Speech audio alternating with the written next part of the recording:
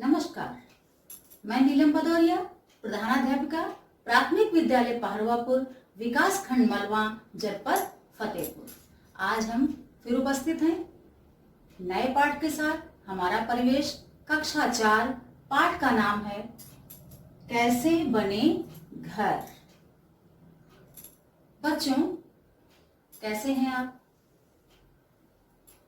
इस समय आप क्या कर रहे हैं? कहाँ पर हैं आप? जरा सोचिए, इस समय आप कहाँ पर हैं? कहाँ पर हैं?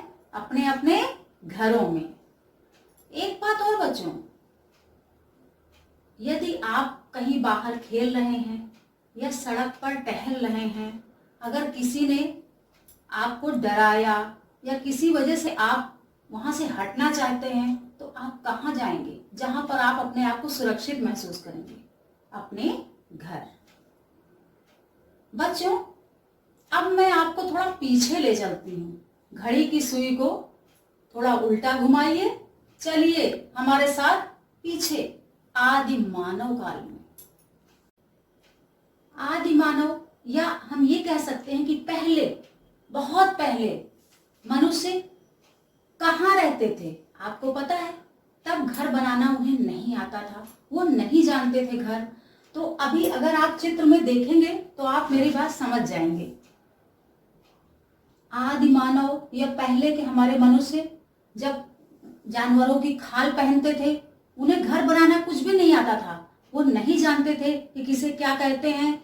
जब उनको जानवर परेशान करते थे तो वो पेड़ों की डालियों में जाकर बैठ जाते थे। ये पेड़ ही उनके घर होते थे। फिर धीरे धीरे परिवर्तन आया, थोड़ा उन्होंने सीखा। सीखते सीखते फिर उन्होंने वही जंगलों में गुफाएं ढूंढी, झाड़ियों में रहने लगे। इस तरह गुफा के अंदर वो अपने आप को सुरक्षित महसूस करने लगे। पहले बच्चे कहाँ रहते थे? आदि मानव मनुष्य पहले कहाँ रहते थे? पेड़ों की डालियों पर, पेड़ पर बैठकर अपने आप को आराम देते थे, या जानवरों से छुपने के लिए पेड़ की शरण लेते थे। धीरे धीरे उन्होंने गुफाएं खोजी, जो पहाड़ों में गुफाएं बनी थी, या झाड़ियों में रहने लगे। थोड़ा सा उनके रहन सहन में परिवर्तन आया। अब ये चक्र और चलता है, थोड़ा और परिवर्तन होता है। उन्होंने औजार बनाने सीख लिए। फिर उन्होंने मिट्टी से घर बनाना सीखा। मिट्टी को गीला करके दीवारें बनाते, फिर उसके ऊपर घास फूस डालकर, उसमें फिर से मिट्टी लगाकर और लेप लगाकर इस तरह उनका घर बन जाता था, और घर में वो रहते थे। क्योंकि घर सबको सुरक्षा देता है, अपने घर में ही सबको आराम मिलता है। तो मनुष्य सबसे पहले जहां पेड़ों में रहते थे, उसके बाद धीरे धीरे वो बढ़ते हुए आए। कहाँ कहाँ आए बच्चों? गुफाओं में। गुफाओं में शरण ली। फिर वहां से थोड़ा सा और जब उन्होंने सीखा, परिवर्तन हुआ समय में, तो उन्होंने मिट्टी के घर बनाने सीखे। अब धीरे धीरे और भी बदलाव आता जा रहा है उनकी जिंदगी में, और बदलाव आया, कुछ और उन्होंने नया सीखा।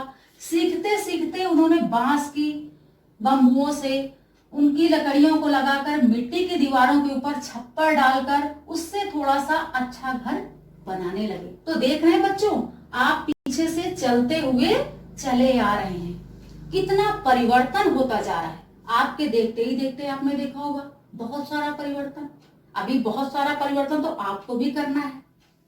अब जब इस तरह बांस के घरों में भी परिवर्तन उन्होंने किया, मिट्टी के घरों में, फिर आगे जाकर उन्होंने और ज्यादा सीखा, काफी उनके जीवन में परिवर्तन आया।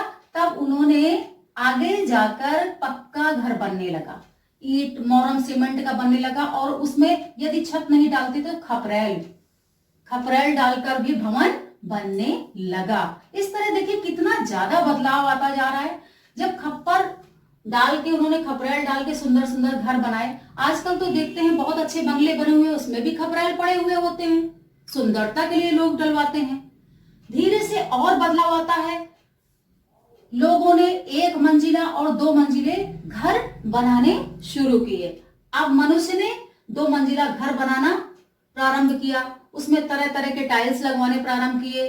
जैसे जैसे युग का परिवर्तन होता रहा, धीरे धीरे उस 2 मंजिला भवन से आज की स्थिति ऐसी है कि जगह जगह बहुमंजिली इमारतें खड़ी हैं, तरह तरह के भवन, सुंदर सुंदर आलीशान बंगले बन रहे हैं।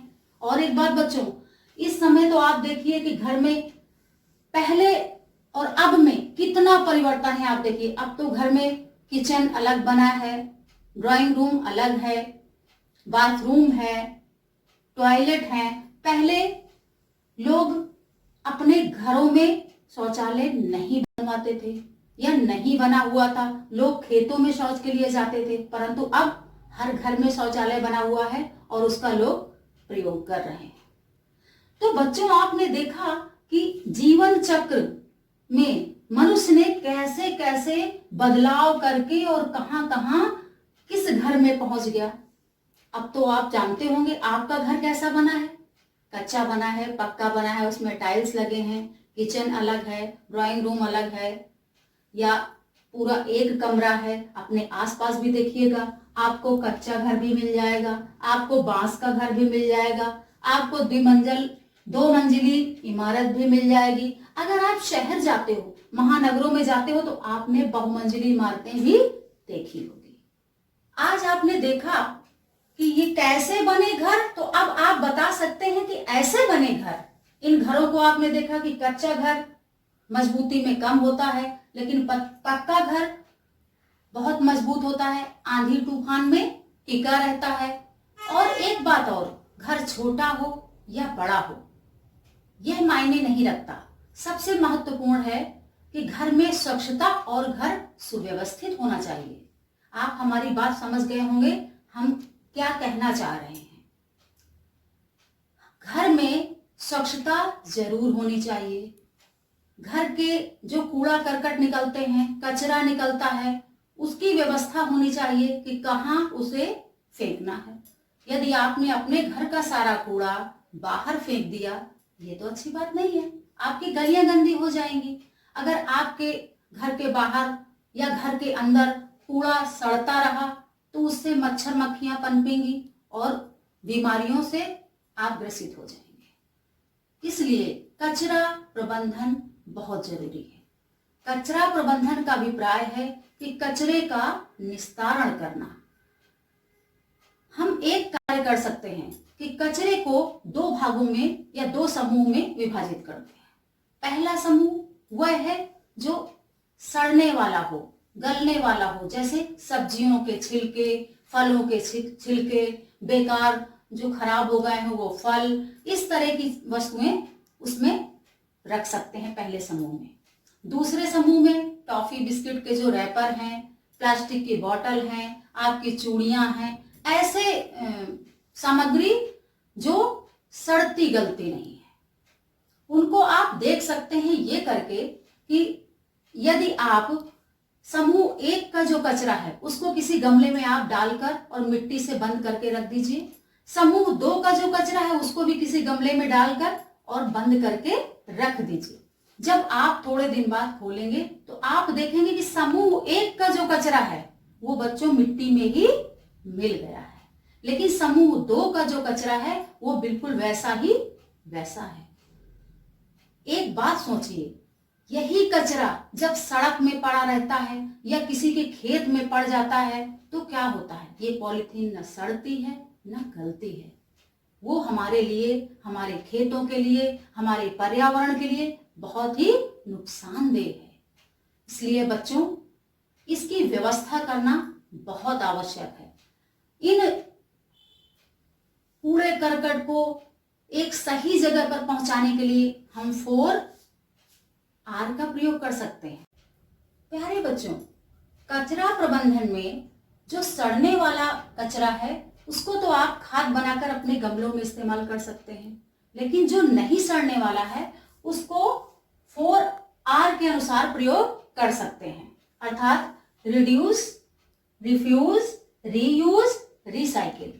रिड्यूस अर्थात कम करना, जिन वस्तुओं की आवश्यकता है आप केवल वही वस्तुएं लें, अधिक वस्तुएं ना लें। रिफ्यूज मना करना, जैसे पॉलीथीन का प्रयोग नहीं करना तो पॉलीथीन हम खरीदे ही नहीं। रीयूज पुनः प्रयोग करना, जिस प्रकार मान लीजिए आपकी बाल्टी वगैरह हैं, टब हैं टूट जाते हैं तो उन्हें आप फिर से गमले के रूप में प्रयोग कर सकते हैं। रिसाइकिल पुनः चक्रित करना, कुछ ऐसी वस्तुएं जो कबाड़ी वाले को हम लोग दे देते हैं, जैसे कि कॉपी किताबें हैं, आपके अखबार हैं, कांच की बोतल हैं, कि फिर से उनका प्रयोग हो सके। इस प्रकार बच्चों आपने देखा कि घर किस किस तरह से अलग अलग रूप में बनते जा रहे हैं और उनमें विकास होता जा रहा है। विकास का क्रम तो चलता ही रहता है और आप भी उस विकास में भागीदार बनने वाले हैं। आपको ये पाठ जरूर पसंद आया होगा। साथ ही आपको कुछ काम भी करना है। अपने आसपास देखिए कि किस किस तरह के घर बने हैं, उन घरों में क्या क्या मटेरियल लगा हुआ है, इन सारी बातों की जानकारी। और एक बात हाँ और याद रखिए बच्चों, आपके घर में कचरा प्रबंधन की क्या व्यवस्था है? आपके घर में डस्टबिन है या नहीं? गीले और सूखे कूड़े के लिए अलग अलग। वैसे आपके घर में होगा, क्योंकि अभी हम लोगों ने सबने मिलकर ये ठाना था कि हम सब अपने अपने घर में डस्टबिन का प्रयोग करेंगे और आपने हम लोगों का साथ भी दिया था। इसलिए हम ये जानते हैं कि आपके घर में डस्टबिन जरूर होगा। प्यारे बच्चों,